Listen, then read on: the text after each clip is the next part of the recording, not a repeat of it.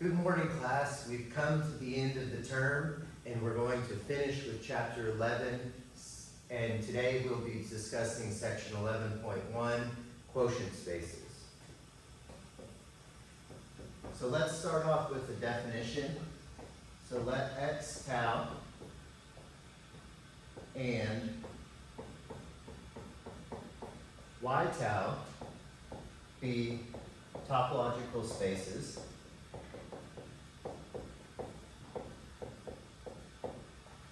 Then, y tau 1, they have different topologies. Then,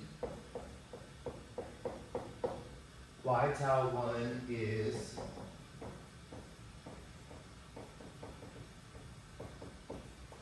a quotient space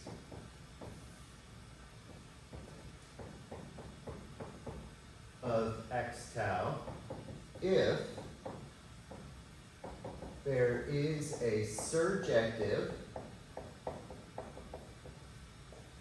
map, we will call it F, from x tau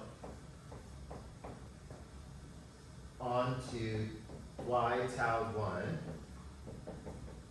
with the property that, and we will mimic the book's notation and call this asterisk, U contained in Y is open in Y if and only if F inverse of U, which is the subset of X, is open in X. And we can note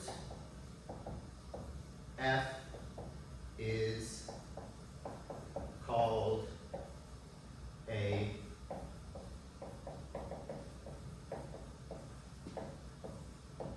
quotient map here. Okay, so this tells us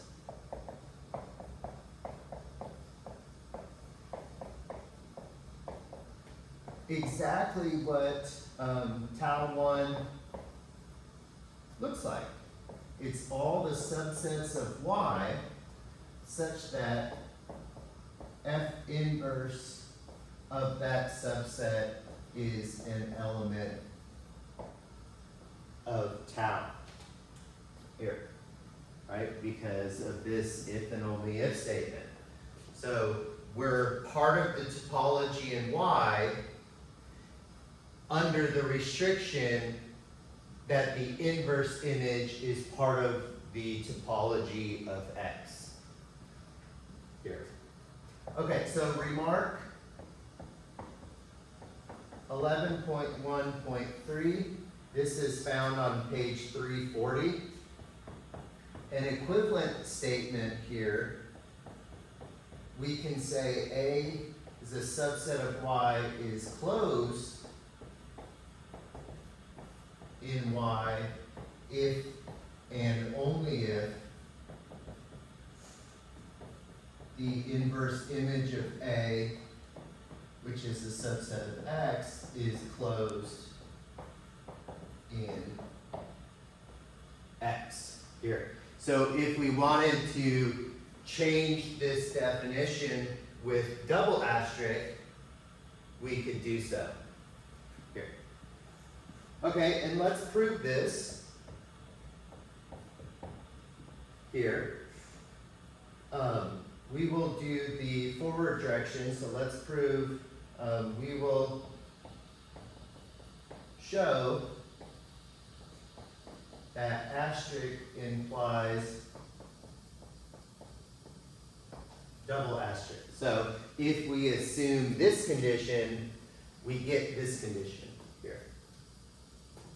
Okay, so let's do it here, I guess. Let A be a subset of Y be closed in Y.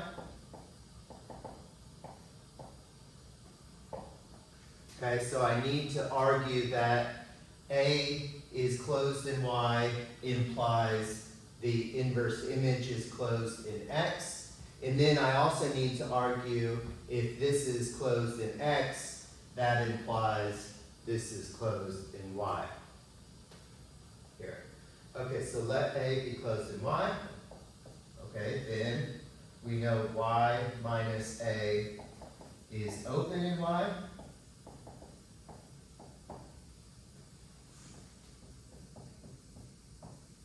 Hence, we're part of the topology. So that tells us that the inverse image is open in X. Hence, the inverse image of Y minus A is open in X. But notice the inverse image of Y minus A is the inverse image of Y minus the inverse image of A. But the inverse image of Y is X.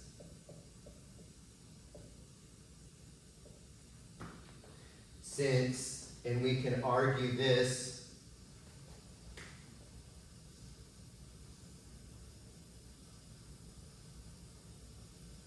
since F is surjective,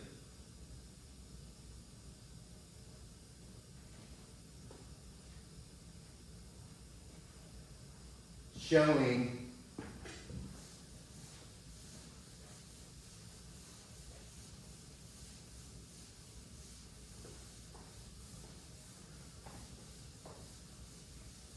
that A is closed.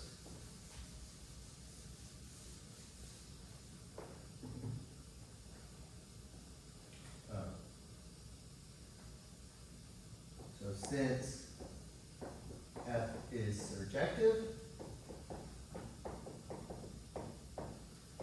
therefore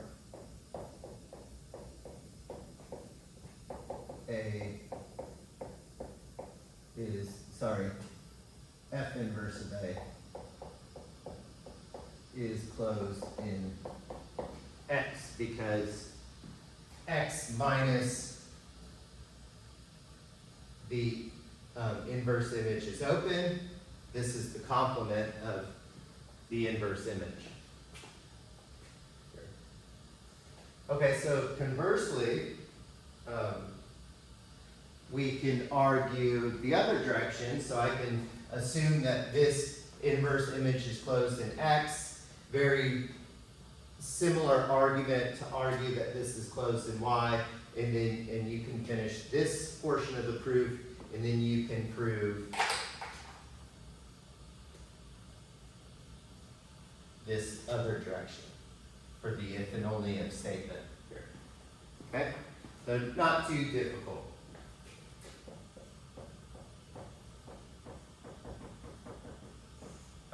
Proposition 11.1.5, this is found on page 340, states let F be a continuous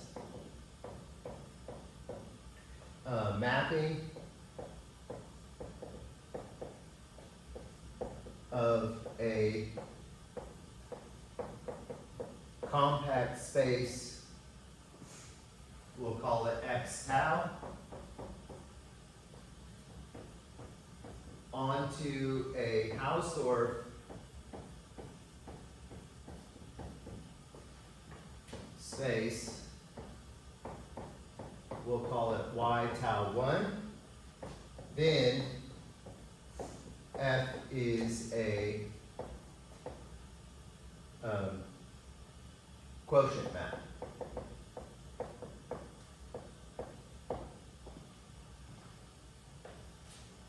Okay, so let's prove this.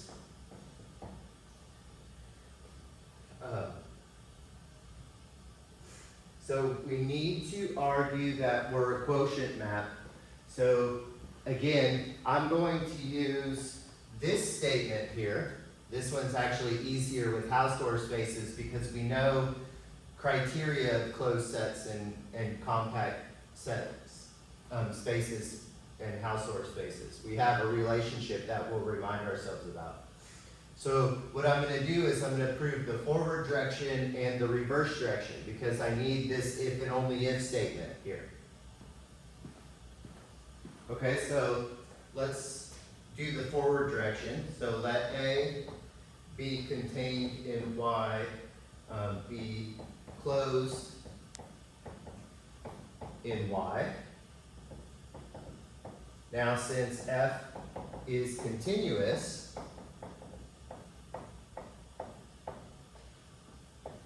the inverse image of A is closed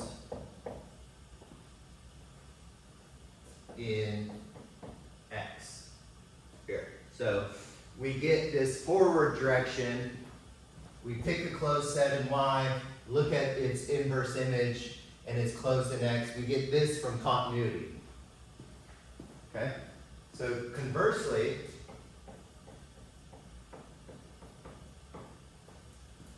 let A be a subset of Y such that the inverse image is closed in X. Okay, so I'm taking a generic set and I'm assuming that the inverse image is closed in X, and now I want to argue this direction, so I want to argue that the original generic set is closed. Okay, then since F inverse of A is closed and X is compact,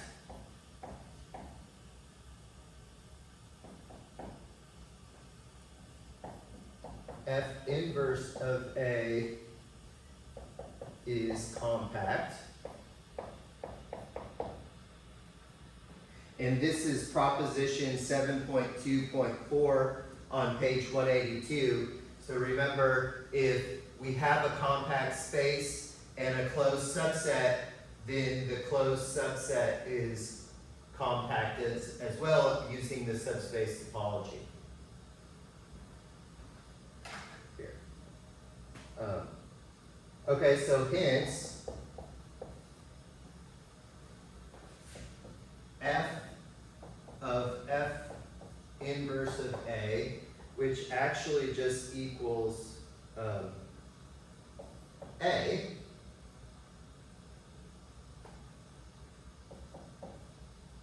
is compact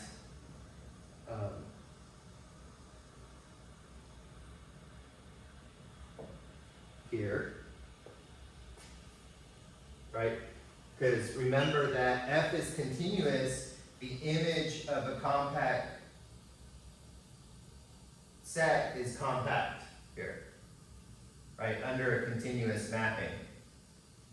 So notice that if we map F on this set, the inverse image of A, well, we're just going to get the set A, which is a subset of Y. And so now this is a compact subspace of Y, but since Y is Hausdorff,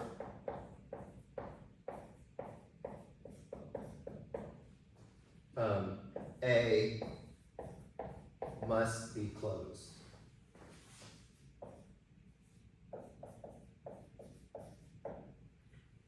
And this is proposition 7.2.5 on page 183. Remember that if we have a Hausdorff space and a compact subspace, then that compact subspace is closed. Here, that compact subset is closed in the space, the Hausdorff space.